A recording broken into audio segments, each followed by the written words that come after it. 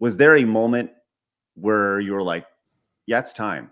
Was there a specific moment where you remember something was said, something was done, you said something, or where you looked at it and you go, okay, it's time for me to move on?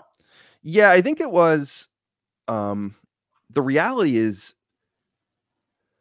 I remember being very self-conscious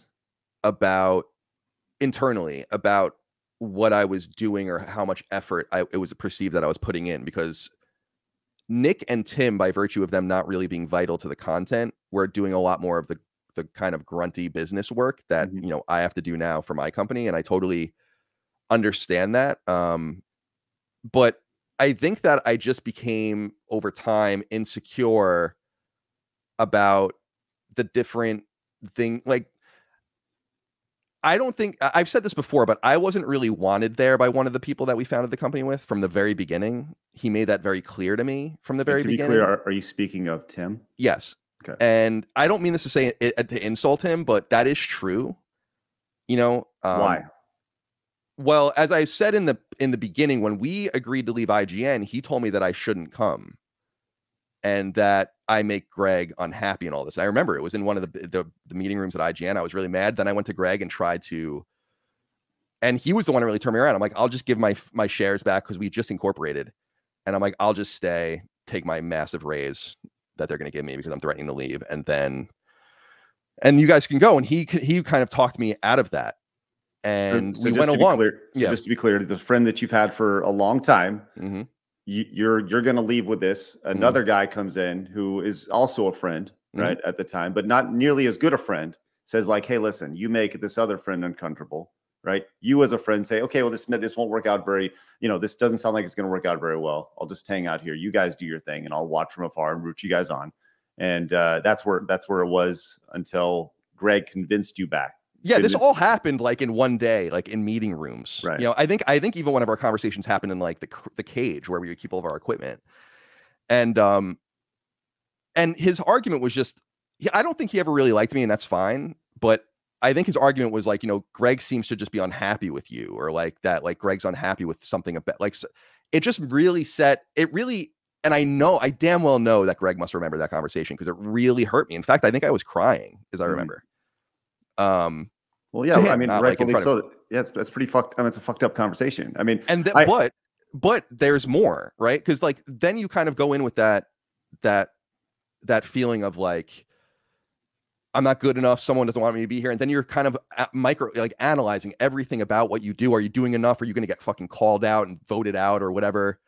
And I just think at the time I didn't realize like how vital I was to the operation, and that I had nothing to worry about. That like there was but there were other things that were told. Like he later floated to me the idea of me taking less money than everyone else.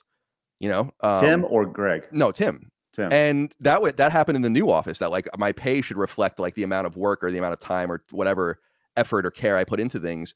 And when I would try to create new things, like I wanted to create a political show on the side and do all these other things, like they really wanted all of it. They wanted a piece of that pie too. I was even in talks to write a book about PlayStation, like early talks. So I've talked to publishers want me to write a book.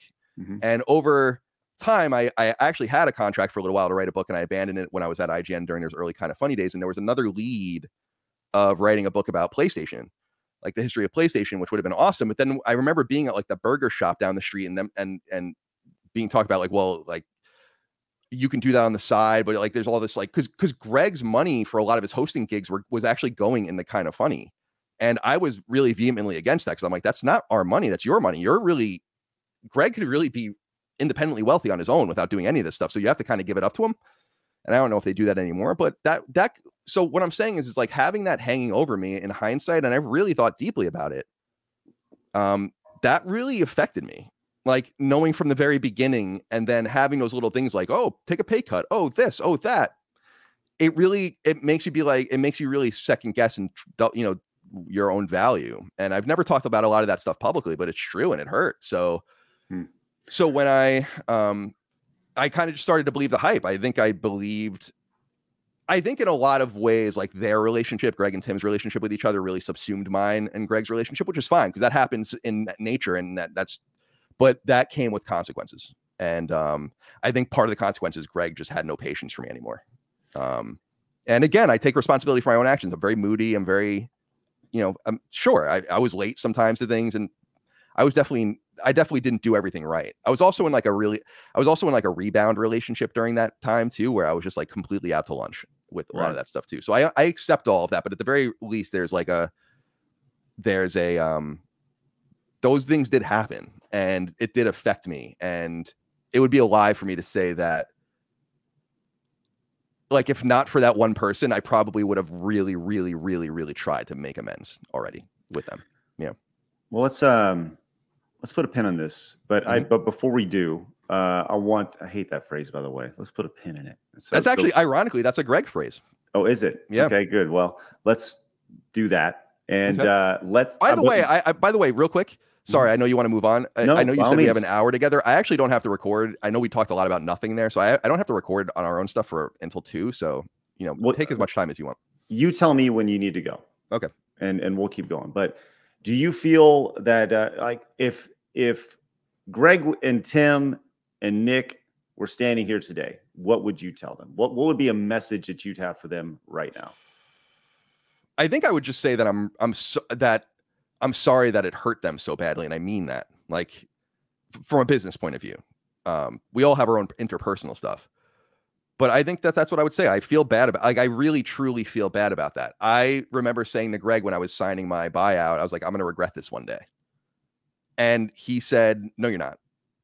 And something like, you'll be fine. And this was in our back office. And I really thought that they were going to blow up without me. I thought that, and for some reason, I believed that I was the anchor weighing them down in some way. Like, oh, it's my fucking New York misery and they don't want to commiserate with me anymore and all this. And I'm holding them back. But I think it actually injured them and kind of stymied their ability to grow, at least in that moment. And I feel bad about that because that was not the intention. I was really proud, and I'm still proud to have co-founded that company.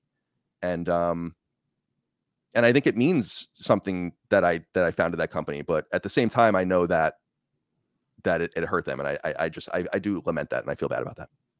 How much do you feel your political leanings and Tim's political leanings drove a wedge into that company?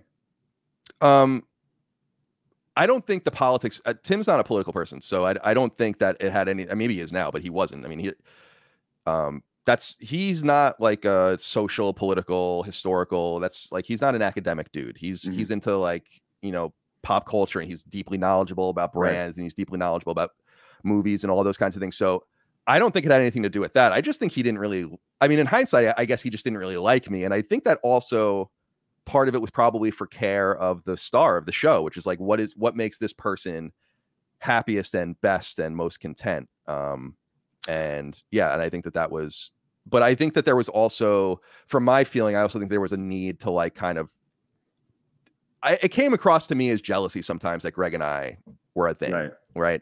And like, I remember when Greg and Tim hosted the Final Fantasy 15 reveal event, that was actually offered to Greg and me first.